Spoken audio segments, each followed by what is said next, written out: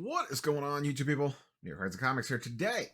Nat Turner, well, yesterday when you're all watching this, Nat Turner got the internet in a tizzy because he posted on the old X machine, aka Twitter, that declared value is going away. You no longer have to enter declared value when filling out a submission. You know, when you go on your online order form and you enter in all your little cards, and then you go over and you have to declare what the value is. You're submitting at a certain level.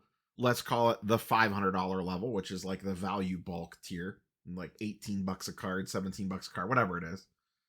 And you have to go in and say, well, this card's worth $200 in a PSA 10. This card's worth $300. This one is actually worth $600, but I'm submitting it at the lower tier, so we're going to put $499 and see if it slides by. This one's $100, whatever. And then it down at the bottom, it'll have your total declared value for the order. That, according to Nat, is going away to be replaced with if you submit at a card at, once again, we'll use the $500 declared value level or the $500 card submission level, whatever you want to call it. If you submit cards at that level, they will be insured up to that value if the card warrants it. Now, it's always actually been this way. You can't submit a card and put $20,000 declared value when it's a $10 PSA 10 base card. They will insure up to $20,000 or the value of the card, basically. So if it's a $10 card that you put $20K for as a declared value, something goes sideways with that card, they're going to reimburse you the market value of the card. Now, you can like that, you cannot like that. And this goes with most PSA things. I can already hear people writing upcharge in the comments down below. These are the rules that they lay out. You could choose to use them. You are not forced to use them. There is no one sitting at your desk making you fill out the PSA paperwork online to send cards in. Okay. So what they're proposing is that is now going away. It just automatically puts everything at the $500 declared value level. It's insured up to that amount and could be lower if the card value is based lower.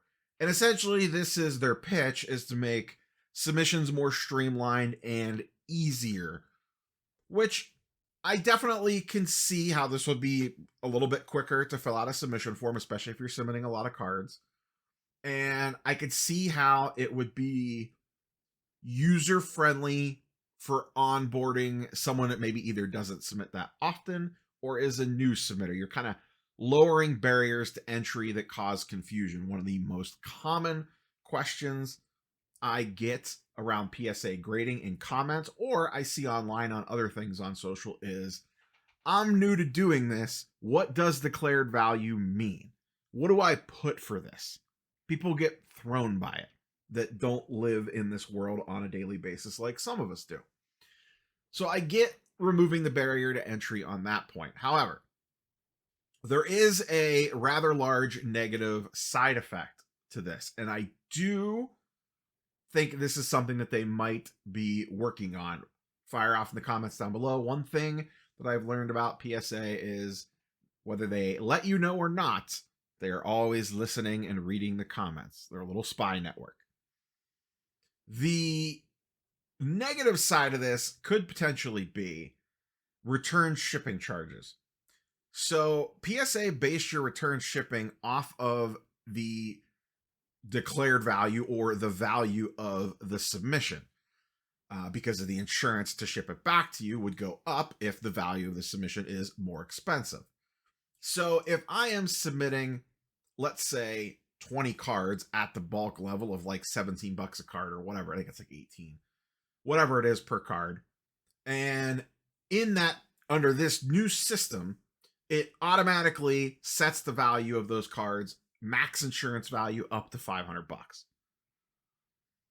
So if I submit 20 cards that way, that's a pretty big bill at the end of the line. That the total value of that submission is a lot higher than what it could potentially be.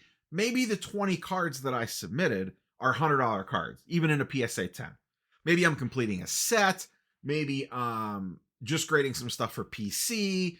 Maybe I'm low dollar flipping Tops Now stuff, and the margins really matter. I'm sending in a Tops Now base card that maybe sells for $75, $80, $100 on a PSA 10. I'm trying to grind out my 20 or 30% or whatever. So I'm coming in way under that $500 value. Under the old system, you would put $100 as your max declared value. At the end of the thing, if you submitted 20 cards, you'd have $2,000 in total value on the submission, and that's what your return shipping would be charged based off of. Under this new one, it's assuming that every single card is $500. So now your return shipping is based off of a much higher number and could potentially be more expensive. Now, maybe they adjust their return shipping rates. We'll have to see how this all plays out. This is all coming in hot. This is not off fire, coming in off the top rope off of Twitter. We'll see how this thing all shakes out. I would assume that would be an easy switch for them to make, especially if people are seeing crazy high shipping charges on their checkouts when they go to complete an order, because that's no fun there either. Sure, great, Nat, you made things easier for us, but now you're charging me more for return shipping, and like I said, on some of that stuff, that could really add up. Most of my gripes with PSA lately, besides my large number of PSA 8s in my last order, are shipping related. I'm not a big fan of this from a return shipping standpoint.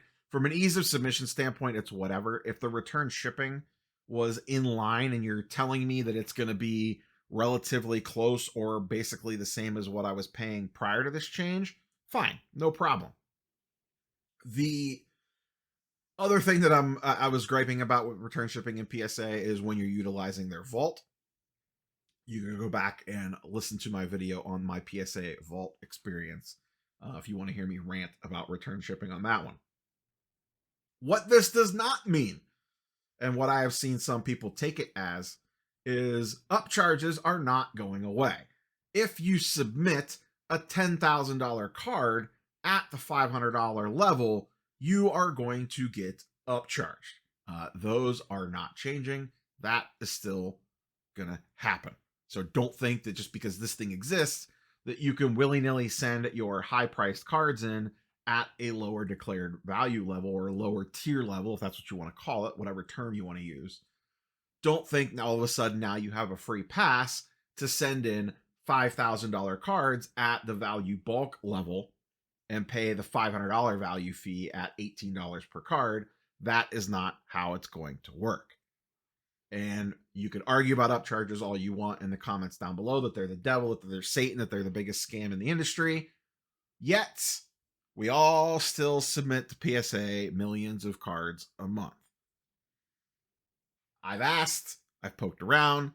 Nat said in many of interviews, Ryan has said in many of interviews, it all comes down to the insurance, and the buyback guarantee is basically what you're paying for on the upcharges / declared value limit. Now, if you're submitting cards at the appropriate level, you won't see an upcharge, but people get fired up about, why am I paying more to grade a card just because it's worth more?